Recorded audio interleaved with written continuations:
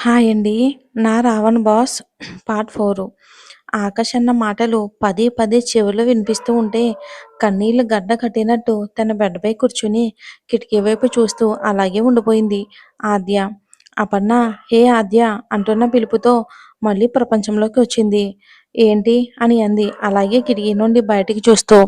అపర్ణ ఆద్య వచ్చేశాక ఆఫీస్‌లో జరిగిందంతా చెప్పింది ఆద్యకి. ఆద్య బాగా ఆలోచించి వాళ్ళ నాన్న చంద్రశేఖర్‌కి కాల్ చేసింది. చాలా రోజుల తర్వాత ఆద్య నుండి ఫోన్ రావటం చూసి చంద్రశేఖర్ ఆనందంతో ఫోన్ లిఫ్ట్ చేశాడు. ఆద్య హలో డాడీ. చంద్రశేఖర్ హలో అమ్ములు ఎలా ఉన్నవురా తల్లి. ఆద్య బాగున్నాను డాడీ. కానీ అంటూ జరిగిందంతా చెప్పింది చంద్రశేఖర్‌కి. చంద్రశేఖర్ కూడా మార్కెటింగ్ ఫీల్డ్‌లో ఉండటం వలన ఆ విషయాన్ని గురించి బాగా ఆలోచించి సరే నేను రేపొచ్చి మాట్లాడతానమ్మా అన్నాడు. దానికి తిక్క కుదిరేలా చేశానురా. దాన్ని డిస్మిస్ చేయటంతో పాటు ఇంకెక్కడా జాబ్ రాకుండా చేశాను అని అన్నాడు. ఆకాష్ ఆనందంగా ఆఫీస్ నుంచి రాగానే. అది విని ఆశ్చర్యపోయిన వినయ్ అసలేం జరిగిందని అని ఆకాష్‌ని అడిగాడు. ఆకాష్ జరిగిందంతా వినయ్‌కి చెప్పాడు. అది విని ఆద్య స్వభావం, ఆకాష్ కోపం, అహంకారం గురించి తెలిసిన వినయ్ ఆలోచిస్తూ నాకెందుకో నువ్వు ఆద్య విషయంలో తప్పు చేశావనిపిస్తుందిరా అని అన్నాడు ఆకాష్‌తో. తన పంతం నెరవేరినందుకు వినయ్ సంతోషిస్తాడనుకున్న ఆకాష్ వినయ్ మాటలకు ఒక్కసారిగా బిత్తరపోయి అదేంట్రా అలా అంటావు? నువ్వెంతో ఆనందిస్తావనుకున్నా అని అన్నాడు ఆకాష్. నాకు తెలిసినంత వరకు ఆద్య తన పనిలో అంత నిర్లక్ష్యంగా ఉండదురా. ఒకవేళ అలాంటి తప్పేదైనా జరిగినా తను అబద్ధం చెప్పదు. నిజం ఒప్పుకుంటుంది అని అన్నాడు వినయ్. ఆద్య ఆద్యనలా నీతిమంతురాలిలా వినయ్ పొగుడుతూ ఉంటే నచ్చని ఆకాష్ చాల్లే నోర్మూయిరా. ఖచ్చితంగా తనే చేసుంటుంది. అంతా చేసి కనీసం సారీ కూడా చెప్పకుండా నాతో వాదించడమే కాకుండా నా మొఖం మీద అందరి ముందు నీళ్లు కొట్టింది. అయినా నువ్వు తననే వెనకేసుకుని వస్తున్నావా అన్నాడు ఆకాష్ కోపంగా. నీకున్న ఇగోని కాస్త పక్కకు పెట్టి ఒకసారి ఆలోచించు. ఆద్య పొగరు ఎంత ఉంటుందో నిజాయితీగా కూడా అంతే ఉంటుంది. ఆద్య అలా ఖచ్చితంగా చేసి ఉండదురా. నువ్వు దొరికిన అవకాశాన్ని వాడుకోవాలన్న తొందరలో ఒక మంచి మార్కెటింగ్ ఎగ్జిక్యూటివ్‌ని కోల్పోతున్నావు. మనం చూసిన రికార్డ్స్‌లో ఆద్య వాళ్ళ కంపెనీకి ఎన్ని సేల్సో, ఎంత పెరిగాయో మర్చిపోయావా అన్నాడు వినయ్. వినయ్ చెప్పిన దానిని బట్టి ఆలోచించిన ఆకాష్ ఎక్కడో ఆద్య తప్పు చేయలేదు అనే అనుమానం ఉన్నా సరే తనలోని ఇగో ఆద్య తరపున ఆలోచించనివ్వక లేదురా లేదు నేను ఒప్పుకోను తనే చేసుంటుంది అన్నాడు మళ్ళీ. ఇలా కాదు ముందు ఆఫీస్‌కి పద అంటూ ఆకాష్ చెయ్యి పట్టుకుని లాక్కెళ్ళాడు వినయ్. రేయ్ ఇప్పుడెందుకురా అని అంటున్న ఆకాష్ మాటలను పట్టించుకోకుండా ఆకాష్‌ని లాక్కెళ్ళి ఆఫీస్‌కి తీసుకొచ్చాడు వినయ్. ఏంట్రా ఇది వద్దన్నా వినకుండా ఇక్కడికి తీసుకొచ్చావు అని అన్నాడు ఆకాష్.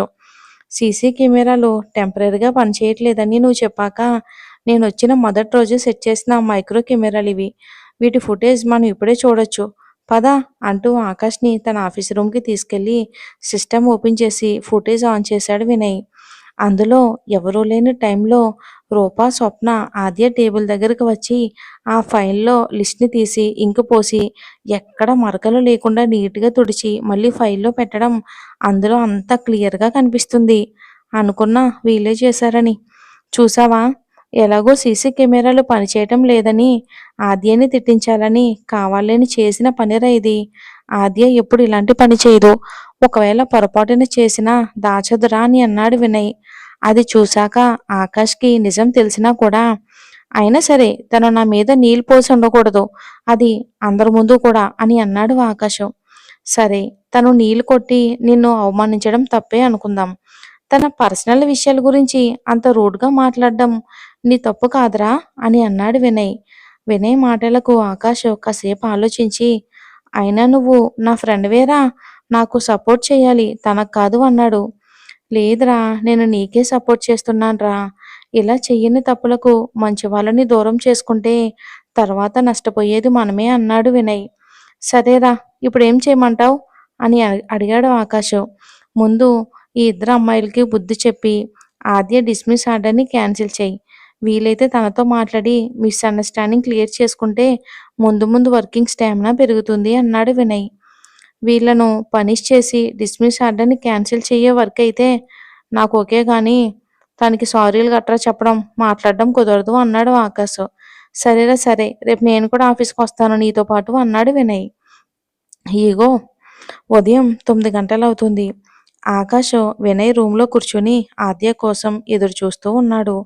రూప స్వప్నాలకు పాపం అసలు విషయం తెలియక ఆద్యకి బాగా జరిగింది, దానికి ఇలానే జరగాలి అని ఎంతో సంతోషంగా కబుర్లు చెప్పుకుంటూ ఉన్నారు వాళ్ళిద్దరూ.